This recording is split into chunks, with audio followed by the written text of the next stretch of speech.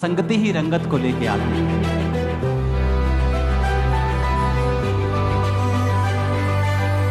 वचन कहता है तो रोगियों पे हाथ रखा रोगी चंगे हो जाए।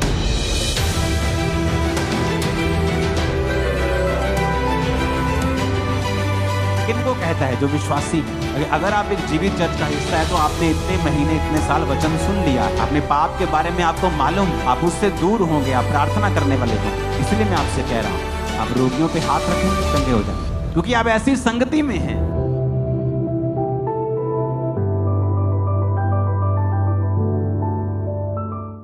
आप जानते हैं कि प्रभु ने बड़ी एक आई ओपनिंग बात मुझसे की पिछले हफ्ते। प्रभु ने कहा कि अगर लोगों को यह मालूम है कि जब उनको पेट की दिक्कत होती है वो घर बैठ के रोते नहीं रहते, पेट के डॉक्टर के साथ अपॉइंटमेंट बुक करते हैं और पेट के डॉक्टर को दिखा देते हैं। जब उनको आंखों की दिक्कत होती है वो आंखों के डॉक्टर के पास चले जाते हैं। आप घर बैठ के रोते नहीं रहते कि मेरी आंखें खराब है, मेरी आंख, आप जाते हैं और डॉक्टर के पास चले जाते हैं। पर जब एक क्रिश्चियन को प्रॉब्लम होती है वो घर बैठा रोता रहता है। अगर उसे हीलिंग चाहिए तो परमेश्वर ने लोग ठहराए हैं जिनके पास हीलिंग का वरदान है, वो उनके पास नहीं जाते, इसलिए वो रोते रहते हैं। इसीलिए प्रभु उनको बाइबल में बच्चा कहता है, मंदबुद्धि और मूर्ख कहता है, कि उन्हें सांसारिक बातों की तो नॉलेज है कि अगर मेरे फाइनेंस में गड़बड़ है तो मुझे अच्छे सीए के पास जाना है,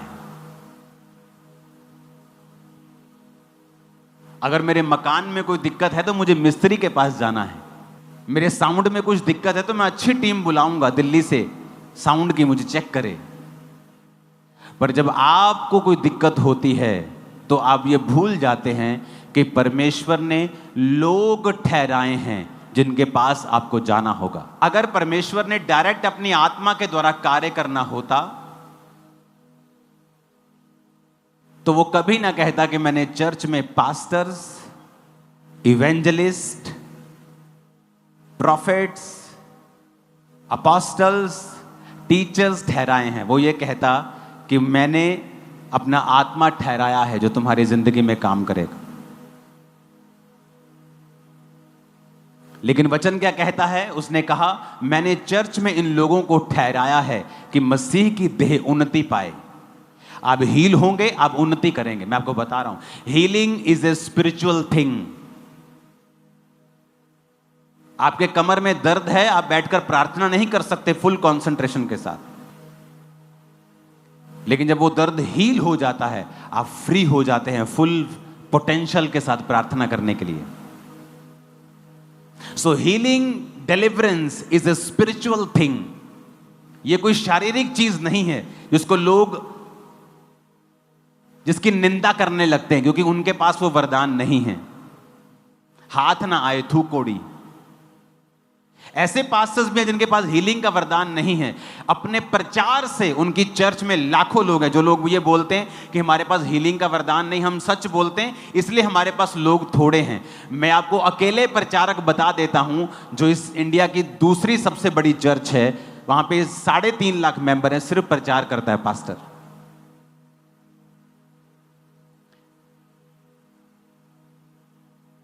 आपको समझना पड़ेगा परमेश्वर ने लोगों को ठहराया है। अगर आप जीवित चर्च का हिस्सा नहीं हैं, आप परमेश्वर को कंप्लेंट नहीं कर सकते, क्योंकि परमेश्वर ने तो कहा है कि मैंने तो उन लोगों को ठहराया है। तुझे हीलिंग चाहिए, जा। डिलीवरेंस चाहिए, जा। आज प्रोफेटिकली मैंने आपको एक बात बताई है कि 6 मंथ हमने फाइट की है, पहले 6, अगले 6 महीने महिमा के होंगे, ग्लोरियस होंगे, शानदार होंगे, शानदार, बिल्कुल शानदार।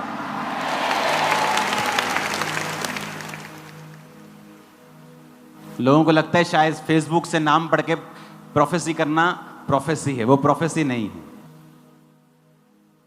आप अपने लोगों को देखेंगे, अपने रिश्तेदारों को, दोस्तों को देखेंगे कि वो स्पिरिट डबल ट्रिपल 10 गुना ज्यादा खिंचाहट से उनको अपनी ओर खींच रही है और परमेश्वर के भवन में लेके आ रही है। वो आत्मा आप देखेंगे उनके साथ, आप देखोगे। ये प्रोफेटिक वर्ड है जो मैं आपको दे रहा हूं। जैसे जैसे टेक्नोलॉजी बढ़ेगी, एविएशन में बहुत सी नई टेक्नोलॉजी आप देखोगे। फ्यूचर तो ऐसा होगा कि जहाज क्रैश होने की घटनाएं 0.something% पे आ जाएंगी, इतनी कम हो जाएंगी। टेक्नोलॉजीज ऐसी होंगी कि किसी को बंदूक से मारने की जरूरत नहीं पड़ेगी, आप उसको दूर से बिना बंदूक से मार पाएंगे।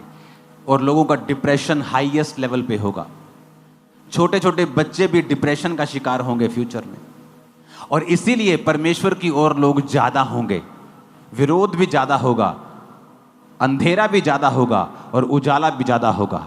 आपके बच्चे चमकेंगे तारों की तरह और लोगों को सिखाएंगे। और ये ज्यादा टाइम नहीं लगेगा, मैं आपको बता रहा हूं। सडनली कुछ दिनों में, कुछ महीनों में ही टेक्नोलॉजीज उस लेवल पे चले जाएंगी कि जो लोग परमेश्वर में नहीं होंगे वो डिप्रेशन का शिकार हो जाएंगे। क्योंकि आज अगर उसको सेफ्टी चाहिए, वो अपने घर में जा सकता है, अपनी बख्तरबंद गाड़ी में जा सकता है, लेकिन फ्यूचर में ये भी चीजें सेफ नहीं होंगी। गारंटी सिर्फ उसी की होगी जो यीशु के लहू में छुपा हुआ है।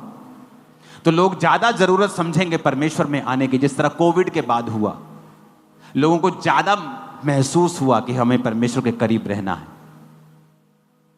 तो आप अगर घर में बैठे कंप्लेंट कर रहे हैं तो गलती परमेश्वर की नहीं है। आपको हीलिंग चाहिए, डिलीवरेंस चाहिए, प्रोफेटिक आपको विजन चाहिए, परमेश्वर क्या चाहता है, आप जीवित चर्च में आएं और सुने फिर परमेश्वर क्या चाहता है। तो इसलिए मैं ये बता रहा हूं कि आपको मालूम हो कि पवित्र आत्मा जब आपसे बात कर रहा है किसी विषय में, आपको ऐसा ना लगे कि मेरा मन आपसे बात कर रहा है। क्योंकि विश्वासियों से परमेश्वर बहुत ज्यादा बात जब नहीं करता या उनको पहचान नहीं होती परमेश्वर की आवाज कौन सी है, मन की कौन सी है, तो वो सोचते हैं कि शायद उनके मन में ये बात आ रही है। लेकिन कई बार मन में नहीं आ रही होती, वो परमेश्वर का आत्मा उनसे बात कर रहा होता है। तो एक नियम आप अपनी जिंदगी में बना लें कि परमेश्वर ने डायरेक्ट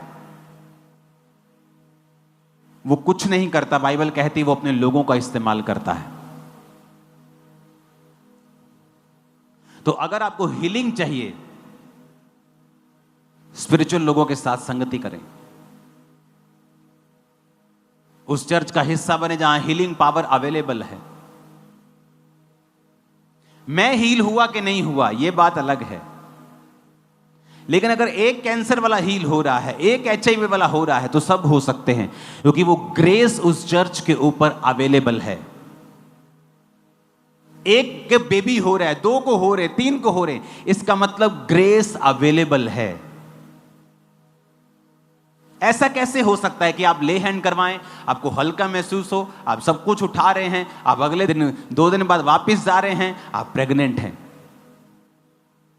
ऐसा कैसे? आपकी फैलोपियन ट्यूब ब्लॉक है, आपको HIV है, सब कुछ नेगेटिव लाइफ में बुरा चल रहा है, आप चर्च में बैठे हैं 3 साल से, समथिंग एक दिन समडे प्रेयर होती है, आप पेट पे हाथ रखती हैं, आपको गर्म महसूस होता है, अगले महीने में आप प्रेग्नेंट होती हैं। ऐसा कैसे हो सकता है? आपका बेबी, आपका हस्बैंड, आप HIV फ्री हैं, ऐसा कैसे हो सकता है? एक इत्तेफाक हो सकता है, 2 हो सकते हैं, 20,000 इत्तेफाक नहीं हो सकते। एक संडे कम से कम आप 20-25 गवाहियां रेगुलर सुनते हो, 70 से 100 गवाहियां आप इंस्टेंट सुनते हो। थर्सडे मिला लो, पूरा महीना मिला के आप 800 से 1000 गवाहियां सिर्फ यहां सुनते हो। बननी कितनी है वो पता नहीं कितने हजार में है। एक साल में क्या 25,000 इत्तेफाक हो सकते हैं? एक को जोश चढ़ गया, 2 को चढ़ गया, 25,000 को जोश चढ़ गया। 25,000, अगर 25,000 गवाहियां लोग दे रहे हैं तो वो सचमुच परमेश्वर कर रहा है। अपने पड़ोसी को जोर से बोलना ये बात, बोलो अपने आप कुछ नहीं होता, तुम्हें करना पड़ता है। फिर से कहो, 1 शमूएल 22 उसकी 1 आयत में लिखा है, दाऊद वहां से चला और बचकर अदुल्लाम की गुफा में पहुंच गया। यह सुनकर उसके भाई, उसके पिता का समस्त घराना उसके पास गया। कब की बात है ये तब की बात है जब दाऊद की जिंदगी में फाइट चल रही थी। शाऊल उसकी जान के पीछे लगा हुआ था, मारने के लिए उसका पीछा कर रहा था। इस आयत से पहले दाऊद के ऊपर 3 बार भाला चलाकर फेंका गया था। कभी वो लकड़ी में धंस जाता था, 2 बार दाऊद बच जाता था। दाऊद को मारने की कोशिशें की गई थी 5 से 6 से 7 बार। अब दाऊद को मालूम हो चुका था शाऊल उसको मारना चाहता है। शाऊल का बेटा योनाथन उससे प्यार करता था और उसको हमेशा बचाता था। मैं आपको बैकग्राउंड इसलिए बता रहा हूं कि आपको मालूम हो कि परमेश्वर का आत्मा आत्मिक रीति से किस तरह से आपकी लाइफ में काम करता है। इस समय दाऊद की कंडीशन यह थी कि यह मसा हो चुका था शमूएल नबी के द्वारा, पर अभी तक आत्मा में सब कुछ मिल रहा था, शारीरिक रूप में कुछ भी फर्क नहीं था। जिस तरह एक भाई आके कहता है कि मैं आता रहा चर्च में, HIV वैसे ही था, फैलोपियन ट्यूब्स भी वैसे ही ब्लॉक थी। हां, आत्मा में मेरा विश्वास बढ़ गया, आत्मा में मेरी तरक्की हो गई, मैं परमेश्वर में विश्वास करने लगा, मैंने पाप छोड़ दिया, मेरी आत्मिक जिंदगी अच्छी हो गई। अभी आत्मा में फर्क पड़ रहा है, शरीर में कुछ नहीं हुआ। यह दाऊद का वो पीरियड था, वो समा था कि जब आत्मा में सब कुछ हो रहा है लेकिन शरीर में कुछ नहीं हो रहा। और अब वो ऑफिशियली भगोड़ा हो चुका है। पहले वो शाऊल के सामने रहता था, शाऊल पर दुष्ट आत्मा चढ़ता था, वो वीणा बजाता था, गाता था, शाऊल चंगा हो जाता था। चंगा होता था तो शाऊल को अच्छा लगता था। बीच बीच में दुष्ट आत्मा शाऊल पे अटैक करता था और वो जेलसी करता था दाऊद से, और बीच बीच में उसको मारने के लिए भाला चलाता था। वो डेंजरस थिंग कि आप किसी के सामने मिनिस्टर कर रहे हैं और शाऊल उस पे भाला चला रहा है, और हर बार वो बच जाता था। अब बात इससे आगे चली गई थी। अब वो ऑफिशियली भगोड़ा था, यानी उस देश से ही भाग चुका था। कुछ हुआ, क्या हुआ? 2 आयत में कुछ हुआ, देखेंगे। मैं 1, 2, 3 पढ़ूंगा, क्वायर के साथ और कलीसिया के साथ हम मिलके पढ़ेंगे। पहला शमूएल 22 की 1 हमने पढ़ ली है कि दाऊद वहां से बचकर गुफा में पहुंचा अदुल्लाम की। 2 आयत को हम पढ़ेंगे, 1, 2, 3। और जितने संकट में पड़े थे और जितने ऋणी थे और जितने उदास थे, वे सब उसके पास इकट्ठे हुए। सब ऊंची आवाज़ बोलो, बोलो। जितने कर्जाई थे, जितने उदास थे और जितने मुसीबत में थे, दाऊद के पास कौन लोग आए? जितने संकट में थे, दूसरे कर्जाई, तीसरे उदास। क्या कलीसिया मिली है दाऊद को, हैं? कि जितने मुसीबत के मारे, जितने संकट के मारे, जितने कर्जाई, सब दाऊद के पास चले गए। जो पास्टर्स बड़ी बड़ी कलीसिया रखने का दर्शन रखते हैं ना, आप नोटिस करना, जो पहली कलीसिया आपकी होगी, शुरुआती लोग, वो बहुत ही दुखों के, कर्जों के और शैतान के मारे हुए होंगे। पर उन लोगों को देखकर कभी ये अंदाजा मत लगाना, क्योंकि ये लोग जो कर्जाई थे, ऋणी कर्जाई, उदास थे, संकट में थे, जब दूसरा शमूएल में आप पढ़ते हैं, सारे के सारे दाऊद के योद्धा बन चुके थे, कर्जों से आजाद हो चुके थे, मुसीबत से आजाद हो चुके थे, और कोई भी उनमें से उदास नहीं था। It's a perfect demonstration, perfect उदाहरण है कि अगर आप ऐसे व्यक्ति के साथ जुड़ेंगे जो दर्शन में हो। अभी दाऊद की जिंदगी में भी कोई बड़ा काम नहीं हुआ है, लेकिन वो आत्मिक है, स्पिरिचुअल मैन। जब मैंने खामरा चर्च स्टार्ट की थी, क्या था मेरे पास? कुछ नहीं था मेरे पास। मैं अपना बिजनेस करता था, एक बिजनेसमैन था मैं। लोग आते थे, मैंने गरीब है अमीर है डोंट वरी, वचन। आज वही लोग हैं जो लाखों की सपोर्ट कर रहे हैं हर महीने चर्च की। वही लोग सेम सालों से आ रहे हैं यहां, आज भी जानते हैं मुझे, मैं मिलता हूं उनसे और खुशी होती मुझे। पुराना मेंबर देखता हूं मैं, खुशी होती मेरे को। पता नहीं कहां पीछे पीछे बैठे रहते ये लोग, कभी कभी मिल जाते हैं, लेट आते हैं, कभी उधर बैठ जाते हैं ओवरफ्लो में। अब यहां पर वो ऋणी थे, ऋणी रहे, संकट में थे, संकट में ही रहे, उदास थे, उदास ही रहे, जब तक वो दाऊद के पास नहीं आए। क्या वो परमेश्वर को नहीं मानते थे? मानते थे। क्या वो प्रभु से प्यार नहीं करते होंगे? करते होंगे। लेकिन फिर ऐसा क्यों था? क्योंकि बाइबल कहती है, मैं तुम्हारे लिए अपने मन के अनुसार चरवाहे ठहराऊंगा जो तुम्हारी चरवाही करेंगे। आज आपकी स्पिरिचुअल लाइफ आप देखेंगे ना, आप मोटे हो चुके हैं, तगड़े हो चुके हैं अपनी स्पिरिचुअल लाइफ।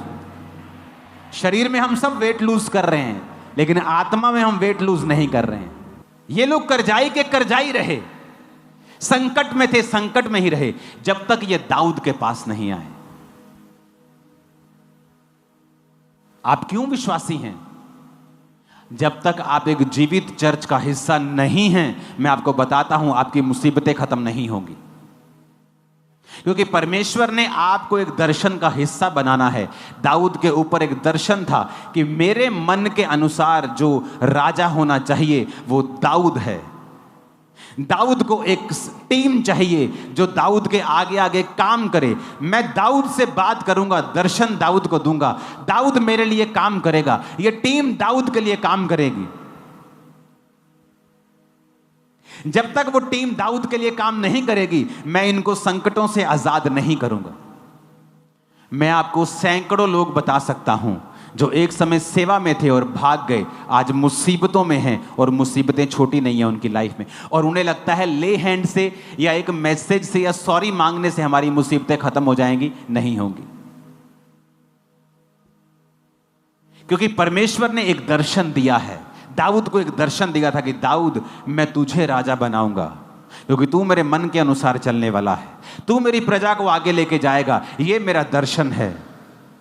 जितने लोग तेरा दर्शन में साथ देंगे, उनकी सारी पर्सनल मुसीबतों को मैं उनकी जिंदगियों से दूर करूंगा, क्योंकि मैं तेरे संग हूं उस दर्शन के कारण जो मेरा तेरे सिर के ऊपर है। अगर ये करजाई रोते रहते तो रोते रहते, संकट में रहते तो संकट में रहते। उन्होंने फैसला किया, हम दर्शन के साथ जुड़ेंगे। एक अविश्वासी को पता है संगति रंगति को लेके आती है। अच्छी संगत, अच्छी रंगत अविश्वासी को पता है। लेकिन एक विश्वासी कौन सी जगह जा रहा है जो उसके घर के नजदीक है, उसको किराया नहीं भरना। यहां थे इंडिया में 20,000 की नौकरी के लिए 1 घंटा जाते थे, बस में 1 घंटे से वापिस आते थे, हर संडे चर्च में होते थे। फॉरेन में चले गए, शनिवार भी काम करते, संडे भी काम करते हैं। और अगर बोलो ब्रांच जाते हो, नहीं, हाँ very far from my house पापा जी, साढ़े को 2 घंटे दूर है ब्रांच। 2 घंटे कैसे? पैदल नहीं, गाड़ी में 2 घंटे सिर्फ। और तुम फॉरेन में हो, अच्छा कमा रहे हो, और 2 घंटे तुम ब्रांच नहीं जा सकते क्योंकि गाड़ी में तुम्हें 2 घंटे ज्यादा लगते हैं। तुमने अपने आप को इतना सोल कर लिया, इतना तुमने अपने आप को कूड़ा, इतना अपने आप को मुलायम कर लिया कि तुम शैतान के लिए ओपन हो गए कि वो तुम्हें मारे, और तुम भूल गए कि एक विश्वासी को एक जीवित चर्च जहां पर रूहें बच रही हों, उसका हिस्सा 100% होना ही चाहिए। एक विश्वासी सेल्फिश नहीं हो सकता। जिथे सेल्फ रिस्पेक्ट नहीं हैगी मैं उत्थे नहीं जाऊंगा। जहां प्रभु ने तुम्हें चुना है, तुम्हारी 10 बार भी बेइज्जती हो वहीं रहो, क्योंकि वही तुम्हें प्रभु इज्जत भी देगा। तुम सेल्फिश हो, फुल ऑफ योर सेल्फ, अपने आप से भरे हुए हो तुम, कि तुम्हें कोई कुछ कह दे तुम्हें चुभता है, क्योंकि तुम अभी तक मरे नहीं हो। तुमने अब तक अपना क्रूस नहीं उठाया है, अपने आप का इनकार नहीं किया है। मैं आपको गारंटी के साथ कह सकता हूं, जितनी बेइज्जती मेरी हुई है मेरे मेंटर्स के द्वारा किसी की नहीं हुई होगी। इतना सिखाते थे मुझको वो, और मैंने कभी भी उस चीज का गुस्सा नहीं किया था। मैंने अपने पास्टर से उसकी अपनी टी शर्ट मांगी थी, और मैं उसके ऑफिस के बाहर 8 घंटे तक रहा था।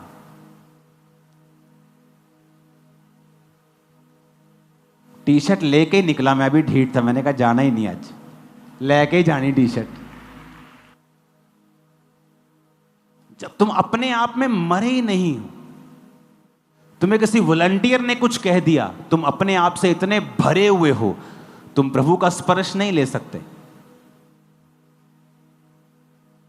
जीवित चर्च का हिस्सा बनना आसान भी नहीं है। आपको एफर्ट्स लगाने पड़ते हैं, चैलेंजेस का सामना करना पड़ता है। चर्च को संभालने वाले इस चर्च में 5200, 5300, पता नहीं 5500 वॉलंटियर्स हैं। 5500 वॉलंटियर्स,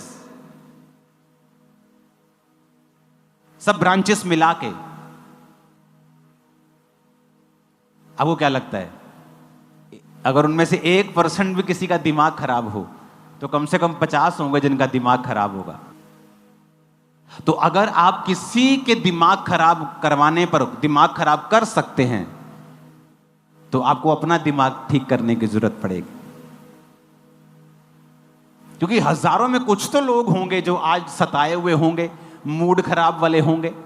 क्या आप उनके कुछ बोलने से निरुत्साहित हो जाएंगे?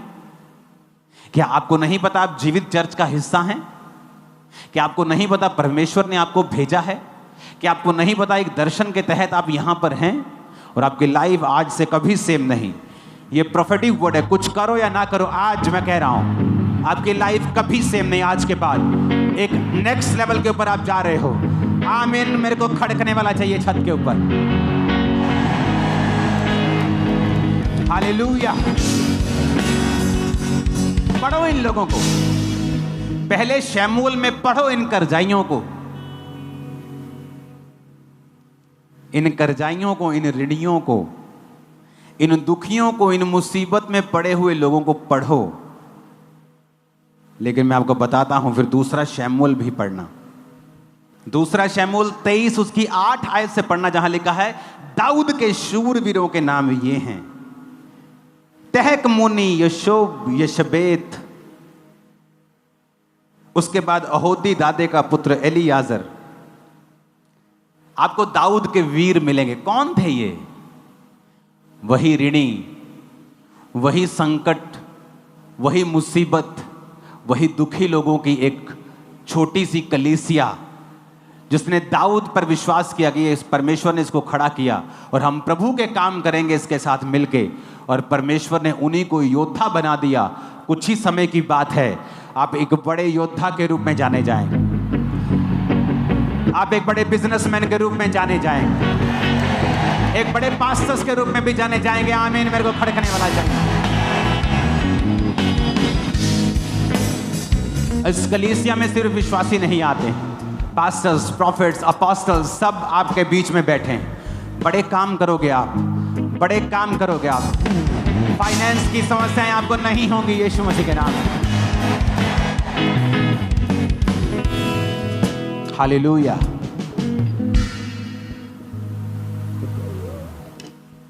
संगति एक अविश्वासी को भी पता है, संगति ही रंगत को लेके आती है, लेकिन विश्वासियों को नहीं पता। इसलिए तो परमेश्वर ने नाराजगी जाहिर की है बाइबल में। कहता जो अन्य जाति हैं, जो हनेरे की संतानें हैं, तुमसे ज्यादा चालाक हैं। तुम बोंधू हो, तुम बुद्धू हो, तुमसे ज्यादा चालाक है वो। उन्हें पता है आंख की प्रॉब्लम है, 2 मिनट में फोन पे बुक करेंगे आई डॉक्टर। गले की दिक्कत है, चलो ENT डॉक्टर के पास चलते हैं। लेकिन तुम्हें नहीं पता कहां जाना है। तुम अभी भी प्रभु के सामने बैठ के रो रहे हो और प्रभु कहता है, ए भाई, मैंने चर्च में लोगों को ठहराया है, हीलिंग चाहिए तो जा वहां जहां हीलिंग हो रही है। मैं तो हीलिंग कर रहा हूं, तू नहीं जा रहा। जा जहां डिलीवरेंस हो रही है, मैं तो कर रहा हूं। जा जहां पे परमेश्वर अपने दासों के द्वारा बात करके प्रोफेटिकली आपको बता रहा है कैसे तैयार रहना है फ्यूचर के लिए, मैं तो बता रहा हूं, तू ही नहीं जा रहा। पहला शमूएल 19:18 से 24 में लिखा, जब शाऊल भागा जाता था दाऊद के पीछे उसको मारने के लिए, तो दाऊद एक जगह पहुंच गया। तो शाऊल ने क्या किया? शाऊल ने अपने दूत भेजे। कहता वो शमूएल नबी के पास चला गया, दूतों को भेज के उनको बुलवा लो। जैसे ही दूत गए वहां पे शमूएल नबी के पास जहां दाऊद था, लिखा वो भी नबूवत करने लगे, प्रोफेसी करने लगे। उसने दूसरा दल भेजा, वो नबूवत करने लगे। सारे दल नबूवत करने लगे। शाऊल आप चल पड़ा, कहता मैं जाना देखता की कर दे। जैसे ही शाऊल वहां पहुंचा, दुष्ट आत्मा उसमें से निकल गया। प्रभु का आत्मा शाऊल पर चढ़ा और वो कपड़े उसके राजा के कपड़े खोल के वो नबूवत करने लगा। संगति शमूएल की अराउंड इतना मसा था कि आम व्यक्ति भी उस मसे में प्रोफेसी करने लगता था। इतनी अनॉइंटिंग थी उसकी लाइफ में। मैं आपको यह सच कह रहा हूं, प्रभु की आत्मा से अगर आप लंबे समय से चर्च को अटेंड कर रहे हैं, आप हाथ रखेंगे रोगी चंगे हो जाएंगे। आप करके देख लो। वचन कहता है तो रोगियों पे हाथ रखा रोगी चंगे हो जाए। किन को कहता है? जो विश्वासी हैं। इसलिए नहीं कि आप इसी चर्च के मेंबर। मैं इसलिए कह रहा हूं कि मुझे इस बात का यकीन हो जाए, अगर आप एक जीवित चर्च का हिस्सा है तो आपने इतने महीने इतने साल वचन सुन लिया है, आपने पाप के बारे में आपको मालूम है, आप उससे दूर होंगे, आप प्रार्थना करने वाले होंगे। इसलिए मैं आपसे कह रहा हूं, आप रोगियों पे हाथ रखेंगे चंगे हो जाएं, क्योंकि आप ऐसी संगति में हैं। जाओ अपने मुसीबत से भरे हुए दोस्त से बात करो। तुम 3 बार उससे मिल लो, उसकी जिंदगी बदल जाएगी, मैं आपको दावा करता हूं। जाओ अपने ऐसे रिश्तेदार से मिल लो जो दुखी है। 4थी मीटिंग में उसके जीवन में काम ना हुआ तो मेरे को बोलना। तुम्हारे अंदर प्रभु का आत्मा है, मसा है। वचन अकेला नहीं काम करता। पवित्र आत्मा का अभिषेक और उसकी प्रेजेंस जब होती है, तुम वचन बोलते हो, वो छेदती है अगले व्यक्ति को, वो जल्दी कन्विंस होता है। पुराने समय में काउंसलिंग होती थी लोगों की। ये नहीं जो आप आते हो काउंसलिंग ले, वो अलग काउंसलिंग, फेथ काउंसलिंग। उनको यीशु मसीह के बारे में सिखाया जाता, बड़ी काउंसलिंग होती थी कि वो विश्वास में आ जाए। जब मसा उतरा चर्च के ऊपर और रोगी चंगे होने लगे, फेथ के लिए किसी काउंसलिंग की जरूरत नहीं।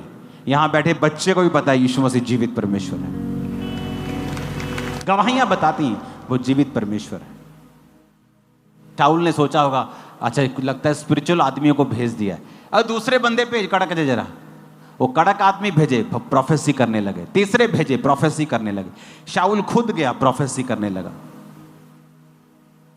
वो ऑरा, वो एटमॉस्फेयर। आप परफ्यूम की दुकान पे काम करते ना, परफ्यूम मत लगाओ। शाम को वहां से निकलोगे तुम खुद परफ्यूम, तुमसे स्मेल आएगी। कभी किसी को दिखाया है, कभी किसी को दिखाया, सारे दिन में वो तुम पे भी चढ़ गया है। अनॉइंटेड संगतियां करने से चाहे तुम पर हाथ ना रखा जाए और स्पेशल परफ्यूम ना लगाया जाए, पर तुम परफ्यूम से महक रहे हो, यह बात पक्की है। यूज करो इसे जब जरूरत हो, डरो मत। मैं नहीं कहता हर एक जन पे ले हैंड कर दो, तो पवित्र आत्मा से पूछो। सब पे ना मत करो, सबको मना मत करो, सबको हां मत करो। आप लोग कुछ व्यक्ति आपको टेम्प्ट करते हैं, जानबूझ के शराब पी रहे होंगे, उनको ले हैंड से कोई मतलब नहीं, वैसे बोलेंगे प्रार्थना कर दो मुझ पे, ऐसे ही, वो अलग इशू है। पर आप में मसा है, ये 100% करेक्ट है, क्योंकि आप उस दर्शन का हिस्सा हैं जहां परमेश्वर वैसे ही कार्य कर रहा है। अपने पड़ोसी को बोलो, ऐसी संगति में जा जैसी रंगती, जैसी रंगत तू देखना चाहता है। आमीन, आमीन। कितने समझ रहे हैं इन बातों को? इंपॉर्टेंट है आपके दूसरे लोगों को भी यह वचन देना। आपके फेलो क्रिश्चियंस जो आपके साथ काम कर रहे हैं, आपकी सेम प्लेस के ऊपर, उन्हें बताएं कि क्यों जरूरी है एक दर्शन के साथ जुड़ना। हर व्यक्ति, वो पास्टर जो आज दुनिया का सबसे बड़ा स्टेडियम बना रहा है, दुनिया का सबसे बड़ा स्टेडियम आज से कुछ महीने बाद एक चर्च होगी। दुनिया के सबसे गरीब देश में दुनिया का सबसे शानदार स्टेडियम एक चर्च बना रही है कि नहीं? ये परमेश्वर के हाथ का काम। गुजरात का स्टेडियम, प्योंगयांग का, नॉर्थ कोरिया का, दूसरे सारे स्टेडियम उससे आधे होंगे। जब चर्च बन रहा होता है अनाउंसमेंट भी नहीं करते, वो इस लेवल पे पहुंच गए। अगर अनाउंसमेंट करनी हमें 3000 करोड़ की जरूरत है, एक अनाउंसमेंट भी 3000 लोग आ जाएंगे अपने आप। तो किसी ने पूछा कि ऐसा कैसे कि आपके लोग इतने खुले हैं? आपको अमीर लोग दिए परमेश्वर ने? कहता नहीं, जब मैंने चर्च शुरू की सबसे गरीब, सबसे मरे हुए लोग मेरे पास आए थे और मैंने उन्हें सिखाया है हेल्प करनी है। कहते आपने हेल्प करना? मैंने कहा हाँ, टाइथ बोना सिखाया है, देना सिखाया है। आज वही लोग थे जो कर्जाई थे, गरीब थे, आज वही लोग इस चर्च को बना रहे हैं और वही लोग अमीर हो चुके, प्लस हो चुके।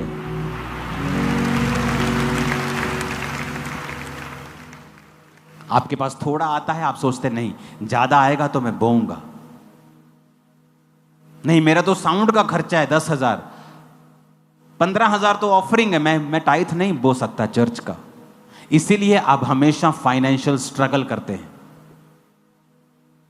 डिवाइन विजडम लगाएंगे तो वो अलग बात करेगी, शारीरिक बुद्धि सोचेंगे तो वो अलग बात करेगी। डिवाइन विजडम को यूज करें। संगति को कभी अपनी लाइफ से खत्म ना होने दें। मैंने अपनी जिंदगी में कई चीजों के लिए बहुत ले हैंड करवाए, लेकिन वो समय पे गई। कुछ ले हैंड से इमीडिएटली आराम आया, कुछ ले हैंड से 2 महीने में, और कुछ ले हैंड से बहुत देर बाद। क्योंकि कई बार परमेश्वर की भी योजना होती है आपको कहीं लेके जाने की, और अगर परमेश्वर आपको सब कुछ दे दे तो कई बार आप उसके वचन से और उसकी आत्मिकता से हट जाते हैं। संगति करते रहेंगे तो परमेश्वर का आत्मा हम में काम करेगा। अपने पड़ोसी को बोलो, जितने संकट में थे, जितने कर्जाई थे, जितने उदास थे, सब दाऊद के पास इकट्ठे हुए। वह उनका प्रधान हुआ और वो 400 पुरुष थे, और सारे के सारे दाऊद के योद्धा बन गए, कर्जों से आजाद हो गए, संकट से निकल आए, उदासी चली गई। अपने हाथों को उठाओ, भविष्यवाणी करता हूं आपकी उदासी चली जाएगी, कर्जा चला जाएगा, मुसीबतों से तुम आजाद हो जाओगे। आमीन। 7 बार ये आशीष आपकी।